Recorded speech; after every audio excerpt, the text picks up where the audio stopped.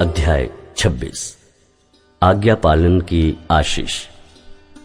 तुम अपने लिए मूर्तें न बनाना और न कोई खुदी हुई मूर्ति या लाट अपने लिए खड़ी करना और न अपने देश में दंडवत करने के लिए नक्काशीदार पत्थर स्थापित करना, क्योंकि मैं तुम्हारा परमेश्वर यहोवा हूं। तुम मेरे विश्राम दिनों का पालन करना और मेरे पवित्र स्थान का भय मानना। मैं यहोवा हूं। यदि तुम मेरी विधियों पर चलो और मेरी आज्ञाओं को मानकर उनका पालन करो, तो मैं तुम्हारे लिए समय समय पर मेंह बरसाऊंगा तथा भूमि अपनी उपज उपजाएगी और मैदान के वृक्ष अपने अपने फल दिया करेंगे। यहाँ तक कि तुम दाख तोड़ने के समय भी दावनी करते रहोगे और बोने के समय भी भरपेट दाख तोड़ते रहोगे, और तुम मनमानी रोटी खाया करोगे और अपने देश में निश्चिंत बसे रहोगे। और मैं तुम्हारे देश में सुख चैन दूंगा और तुम सोओगे और तुम्हारा कोई डराने वाला न होगा। और मैं उस देश में दुष्ट जंतुओं को न रहने दूंगा और तलवार तुम्हारे देश में न चलेगी, और तुम अपने शत्रुओं को मार भगाओगे और वे तुम्हारी तलवार से मारे जाएंगे। तुम में से 5 मनुष्य 100 को और 100 मनुष्य 10,000 को खदेड़ेंगे और तुम्हारे शत्रु तलवार से तुम्हारे आगे आगे मारे जाएंगे। और मैं तुम्हारी ओर कृपा दृष्टि रखूंगा और तुमको फलवंत करूंगा और बढ़ाऊंगा और तुम्हारे संग अपनी वाचा को पूर्ण करूंगा। और तुम रखे हुए पुराने अनाज को खाओगे और नए के रहते भी पुराने को निकालोगे। और मैं तुम्हारे बीच अपना निवास स्थान बनाए रखूंगा और मेरा जी तुमसे घृणा नहीं करेगा। और मैं तुम्हारे मध्य चला फिरा करूंगा और तुम्हारा परमेश्वर बना रहूंगा और तुम मेरी प्रजा बने रहोगे। मैं तो तुम्हारा वो परमेश्वर यहोवा हूं जो तुमको मिस्र देश से इसलिए निकाल ले आया कि तुम मिस्रियों के दास न बने रहो।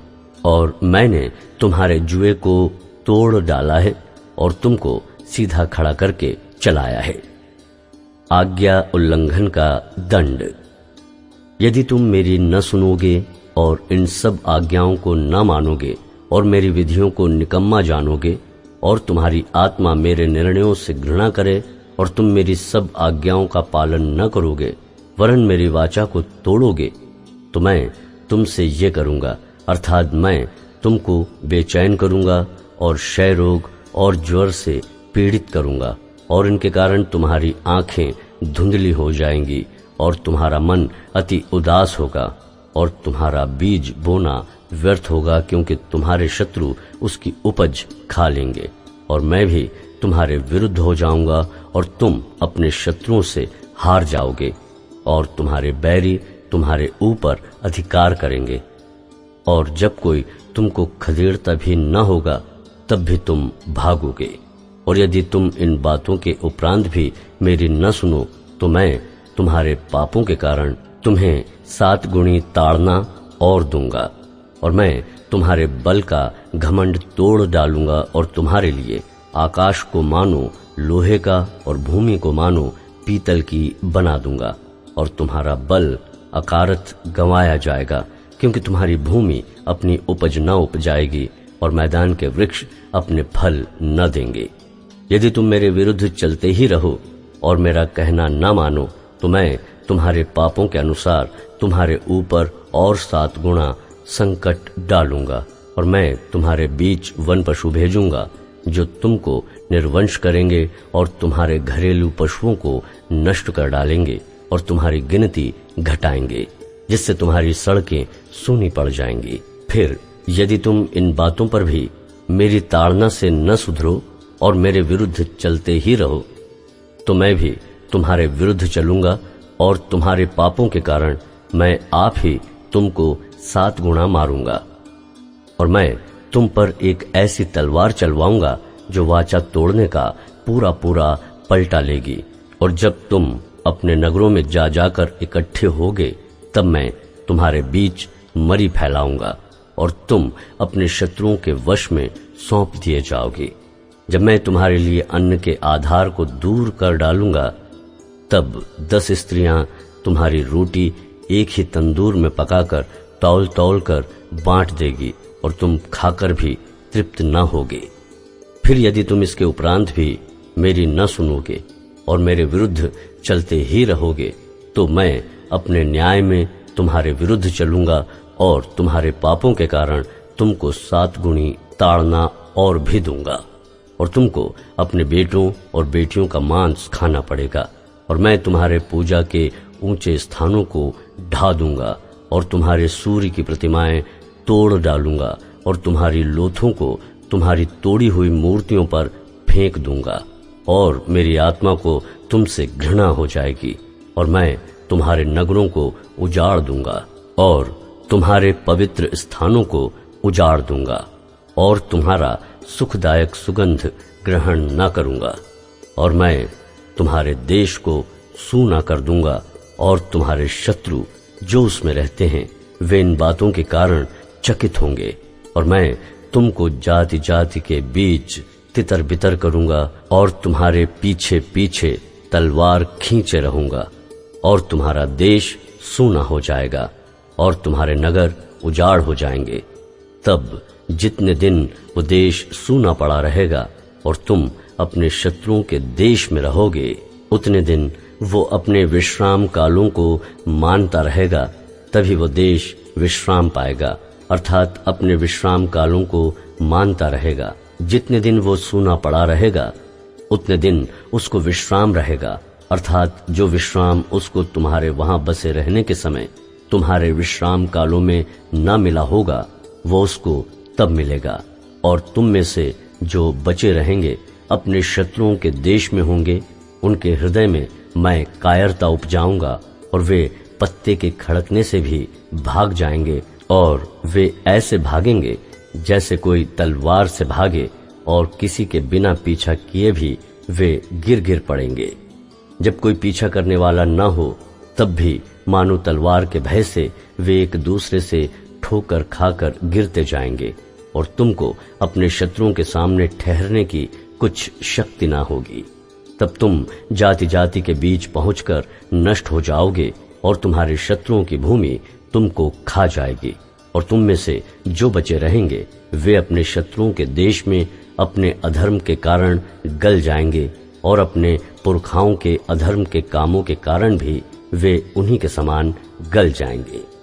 पर यदि वे अपने और अपने पितरों के अधर्म को मान लेंगे, अर्थात उस विश्वासघात को जो वे मेरा करेंगे, और ये भी मान लेंगे कि हम यहोवा के विरुद्ध चले थे, इसी कारण वो हमारे विरुद्ध होकर हमें शत्रुओं के देश में ले आया है, यदि उस समय उनका खतना रहित हृदय दब जाएगा और वे उस समय अपने अधर्म के दंड को अंगीकार करेंगे, तब जो वाचा मैंने याकूब के संग बांधी थी उसको मैं स्मरण करूंगा, और जो वाचा मैंने इसहाक से और जो वाचा मैंने अब्राहम से बांधी थी उनको भी स्मरण करूंगा, और इस देश को भी मैं स्मरण करूंगा। पर वो देश उनसे रहित होकर सूना पड़ा रहेगा और उनके बिना सूना रहकर भी अपने विश्राम कालों को मानता रहेगा, और वे लोग अपने अधर्म के दंड को अंगीकार करेंगे, इसी कारण से कि उन्होंने मेरी आज्ञाओं का उल्लंघन किया था और उनकी आत्माओं को मेरी विधियों से घृणा थी। इतने पर भी जब वे अपने शत्रुओं के देश में होंगे तब मैं उनको इस प्रकार नहीं छोड़ूंगा और ना उनसे ऐसी घृणा करूंगा कि उनका सर्वनाश कर डालूं और अपनी उस वाचा को तोड़ दूं जो मैंने उनसे बांधी है, क्योंकि मैं उनका परमेश्वर यहोवा हूं। परंतु मैं उनकी भलाई के लिए उनके पितरों से बांधी हुई वाचा को स्मरण करूंगा, जिन्हें मैं अन्य जातियों की आंखों के सामने मिस्र देश से निकाल कर लाया कि मैं उनका परमेश्वर ठहरूं। मैं यहोवा हूं। जो जो विधियां और नियम और व्यवस्था यहोवा ने अपनी ओर से इजराइलियों के लिए सीनै पर्वत पर मूसा के द्वारा ठहराई थी, वे ये ही हैं। अध्याय 27। फिर यहोवा ने मूसा से कहा, इस्राएलियों से ये कह कि जब कोई विशेष संकल्प माने तो संकल्प किए हुए प्राणी तेरे ठहराने के अनुसार यहोवा के होंगे। इसलिए यदि वो 20 वर्ष या उससे अधिक और 60 वर्ष से कम अवस्था का पुरुष हो तो उसके लिए पवित्र स्थान के शेकेल के अनुसार 50 शेकेल का रुपया ठहरे। यदि वो स्त्री हो तो 30 शेकेल ठहरे।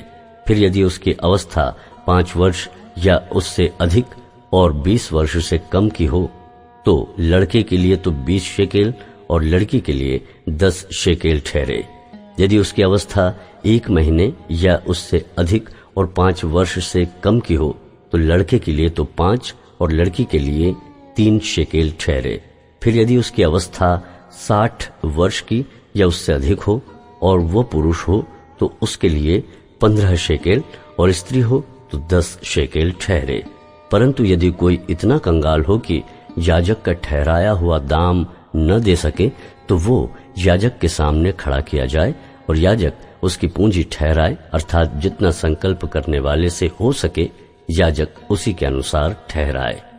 फिर जिन पशुओं में से लोग यहोवा को चढ़ावा चढ़ाते हैं, यदि ऐसों में से कोई संकल्प किया जाए तो जो पशु को यहोवा को दे वो पवित्र ठहरेगा। वो उसे किसी प्रकार से न बदले, न तो वो बुरे के बदले अच्छा और न अच्छे के बदले बुरा दे। और यदि वो उस पशु के बदले दूसरा पशु दे तो वो और उसका बदला दोनों पवित्र ठहरेंगे। और जिन पशुओं में से लोग यहोवा के लिए चढ़ावा नहीं चढ़ाते, ऐसों में से यदि वो हो तो वो उसको याजक के सामने खड़ा कर दे। तब याजक पशु के गुण अवगुण दोनों विचार कर उसका मोल ठहराए, और जितना याजक ठहराए उसका मोल उतना ही ठहरे। पर यदि संकल्प करने वाला उसे किसी प्रकार से छुड़ाना चाहे तो जो मोल याजक ने ठहराया हो उसमें उसका 5वां भाग और बढ़ाकर दे।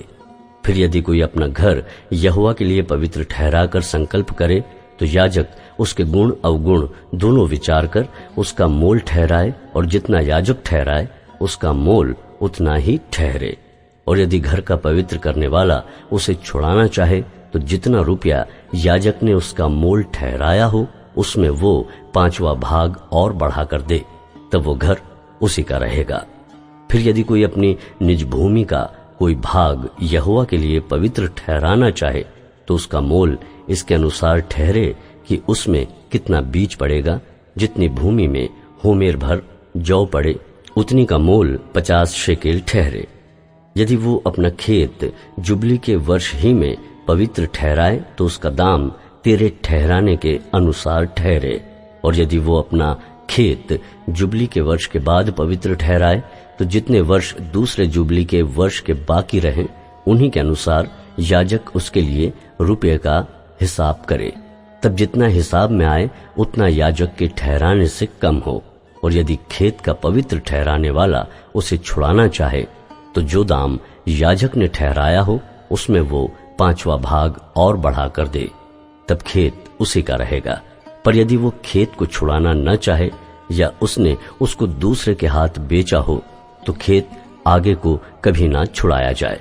परंतु जब वो खेत जुबली के वर्ष में छूटे तब पूरी रीति से अर्पण किए हुए खेत के समान यहोवा के लिए पवित्र ठहरे, अर्थात वो याजक ही की निज भूमि हो जाए।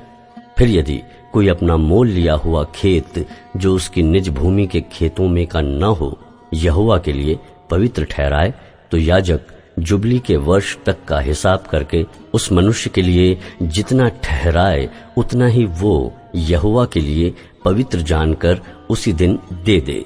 जुबली के वर्ष में वो खेत उसी के अधिकार में जिससे वो मोल लिया गया हो फिर आ जाए, अर्थात जिसकी वो निज भूमि हो उसी की फिर हो जाए।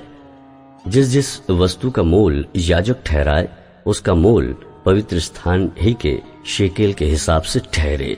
शेकेल 20 गेरा का ठहरे। पर घरेलू पशुओं का पहिलौठा जो पहिलौठा होने के कारण यहोवा का ठहरा है उसको कोई पवित्र न ठहराए, चाहे वो बछड़ा हो चाहे भेड़ या बकरी का बच्चा, वो यहोवा ही का है। परंतु यदि वो अशुद्ध पशु का हो तो उसका पवित्र ठहराने वाला उसको याजक के ठहराए हुए मोल के अनुसार उसका 5वां भाग और बढ़ाकर छुड़ा सकता है। और यदि वो न छुड़ाया जाए तो याजक के ठहराए हुए मोल पर बेच दिया जाए। परंतु अपनी सारी वस्तुओं में से जो कुछ कोई यहोवा के लिए अर्पण करे, चाहे मनुष्य हो, चाहे पशु, चाहे उसकी निज भूमि का खेत हो, ऐसी कोई अर्पण की हुई वस्तु न तो बेची जाए और न छुड़ाई जाए। जो कुछ अर्पण किया जाए वो यहोवा के लिए परम पवित्र ठहरे। मनुष्यों में से जो कोई मृत्युदंड के लिए अर्पण किया जाए वो छुड़ाया न जाए, निश्चय वो मार डाला जाए।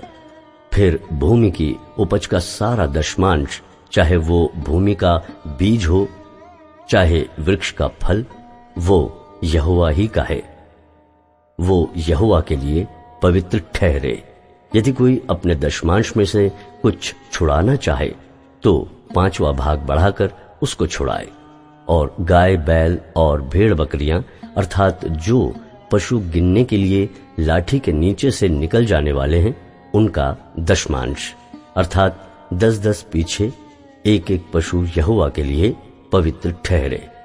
कोई उसके गुण अवगुण न विचारे और न उनको बदले। और यदि कोई उसको बदल भी ले तो वो और उसका बदला दोनों पवित्र ठहरे और वो कभी छुड़ाया न जाए। जो आज्ञाएं यहोवा ने इस्राएलियों के लिए सीनै पर्वत पर मूसा को दी थी, वे यही हैं।